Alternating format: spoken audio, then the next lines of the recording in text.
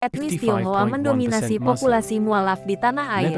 Berdasarkan wawancara wartawan Republika, Zahrotul Oktaviani, dengan Ketua MCI, Stephen Indra Wibowo, salah satu penyebab tingginya jumlah mualaf karena tren hijrah.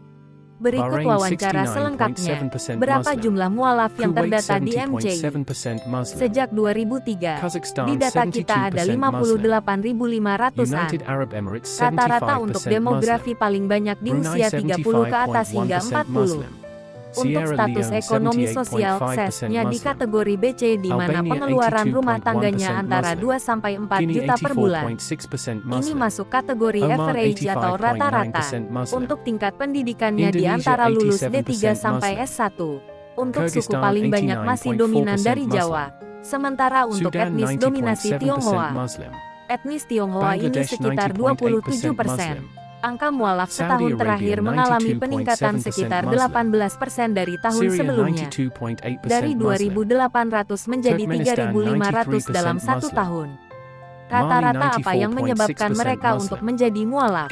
Untuk alasan, 61% masih didominasi oleh pernikahan. 2 sisanya karena pengaruh teman dan pergaulan. Apa yang menjadi penyebab naiknya jumlah mualaf? 2 tahun terakhir memang signifikan perbedaannya. Salah satunya karena ada tren hijrah. Banyak yang mulai belajar agama lebih baik.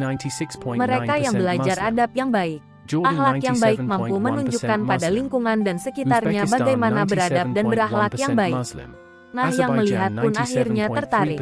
Mereka melihat orang Muslim di Indonesia baik, bagus, bisa diajak ngobrol dan bercanda. Rata-rata dari teman yang mampu memberi contoh dan ilmu yang baik. Ini bagusnya tren hijrah sekarang. Nah, sekarang bagaimana kita menjaga agar mereka menjadi mualaf yang betul-betul memahami Islam, bukan sekadarnya. Sesudah mualaf, hal pertama yang diajarkan kepada mereka, setelah mereka mengucapkan kalimat syahadat, mereka diajari untuk salat. Kita ajari dari tahara, doa, dan gerakan salat sembari kita ajari juga membaca Al-Quran. Nah, kita juga beri pengajaran tentang akidah-akidah dasar sembari melancarkan bacaannya. Target pengajaran ini 2-3 bulan. Setelah itu kita lepas. Artinya, dia siap menjalankan ilmu itu di masyarakat.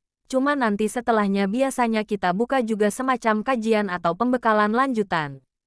Tujuan kita kan mencetak mualaf, bukan dia selamanya jadi mualaf. Namun, dengan mualafnya dia bisa betul-betul hidup sebagai seorang muslim sejati. Ilmunya juga harus bertambah. Mualaf ini kan bukan sekadar baru masuk Islam, melainkan juga orang yang terpaut dan dilembutkan hatinya untuk menerima hidayah dari Allah SWT. Tujuan kita mempersiapkan dan menciptakan muslim yang baik dan sesungguhnya.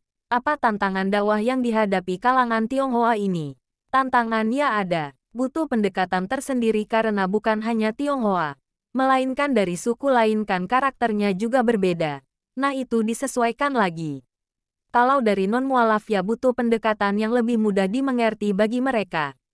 Kita lebih ke mengajari mereka bagaimana berakhlak dan beradab yang baik dan benar.